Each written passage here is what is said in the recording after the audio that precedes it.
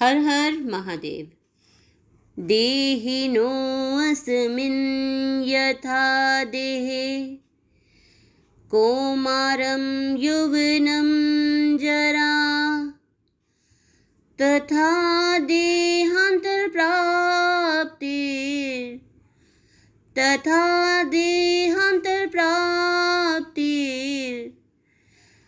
धीरस्तत्र न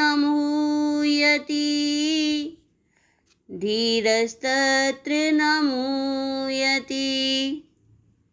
यहाँ भगवान श्री कृष्ण ने अर्जुन से कहा, हे अर्जुन, जिस प्रकार शरीरधारी आत्मा इस वर्तमान शरीर में बाल्यावस्था से तरुणावस्था में और फिर वृद्धावस्था में निरंतर अग्रसर होता रहता है, उसी प्रकार मृत्यु होने पर यह आत्मा दूसरे शरीर में चली जाती है। धीर व्यक्ति सब जानते हुए ऐसे परिवर्तन से मोह को प्राप्त नहीं होते। कहने का भाव यह है, प्रत्येक जीव एक व्यष्टि आत्मा है। वह प्रतिक्षण अपना शरीर बदलता रहता है, कभी बालक के रूप में, कभी युवा में तथा कभी वृद्ध पुरुष के रूप में, तो भी आत्मा वहीं रहती है। आत्मा में कोई परिवर्तन नहीं होता, परिवर्तन केवल शरीर में होता है। यह व्यष्टि आत्मा मृत्यु होने पर एक शरीर बदलकर दूसरे शरीर में चली जाती है, चूँकि अगले जन्म में इसको शरीर मिलना अवश्यंभावी है, चाहे वह शरीर आध्यात्मिक हो या भौतिक।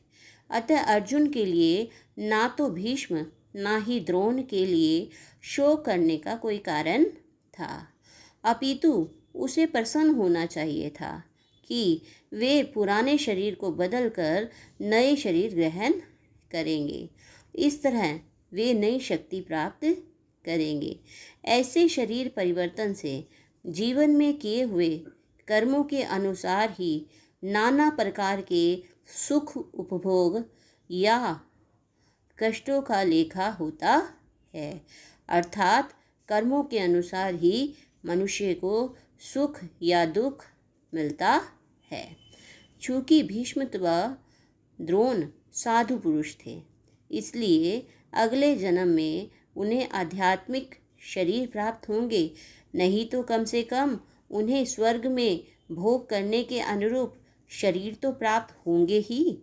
अतः दोनों ही दशाओं में कोई शोक का कारण नहीं बनता। जिस मनुष्य को व्यष्टि आत्मा, परमात्मा तथा भौतिक और आध्यात्मिक प्रकृति का पूर्ण ज्ञान होता है, वह धीर कहलाता है। ऐसा मनुष्य कभी भी शारीरिक परिवर्तन द्वारा ठगा नहीं जाता। इस प्रकार हे अर्जुन, तुम अब शोक मत करो। As the embodied soul continuously passes in this body from boyhood to youth to old age, the soul similarly passes into another body at death. A sober person is not bewildered by such a change.